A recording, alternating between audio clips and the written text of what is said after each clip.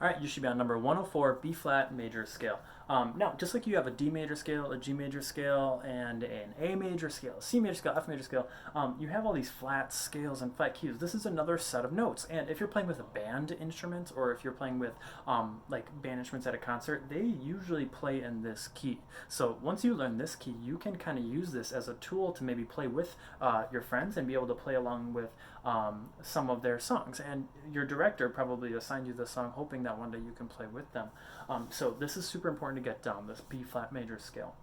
Now, one thing to note is that it has two flats in the key signature and no sharps, right? So your Fs are natural, your Cs are natural, your Gs are natural, and like you play regularly. And now you have two flats. The first flat is B flat, the second flat is E flat. B flat, remember, down here violins for the low note is going to be played on your G string, a low 2. Viola and cello, you're playing those B flats with either with a low 1 violas and then with an extended 1 cello. So cellos, you're going to play with that first finger extended just a little bit closer to these to the pegs up here. All right, without further ado, we're going to play this up and down. A good thing to do before you get started is find out exactly where that B flat is. So I'm going to play a G first, then an A, and then a B flat's going to be a half step up from that, so just a little bit higher. And then you should be able to be ready to go with that B flat being right there. Here we go, from the beginning. Let's get the metronome going so I don't have to count out loud. Here we go. 1, 2, ready, go.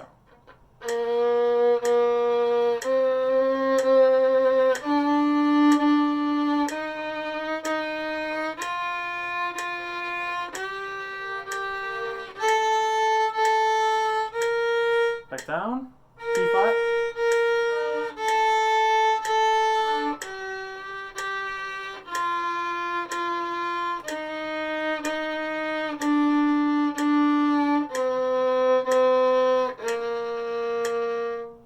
Nice. And now, you probably heard me, if you're at this point in the book, you've probably heard me adjusting some of those notes as I go. And that's because even with someone who's played this scale a lot on their instrument, someone like me, I still have issues sometimes just finding exactly where those notes go. I don't have any lines on my violin, but you might have some lines, so those will help guide you too. So if you need to look at your fingers as you're going to find the right spot, that's great, but try and also do it by ear. Because if you can adjust those notes by ear, that means you're going to be able to do it during a concert a lot quicker, and then your ears are kind of going to get like trained. They're going to get exercised to the point where you'll be able to hear those and fix those problems as they come up when you're playing a song that uses this scale.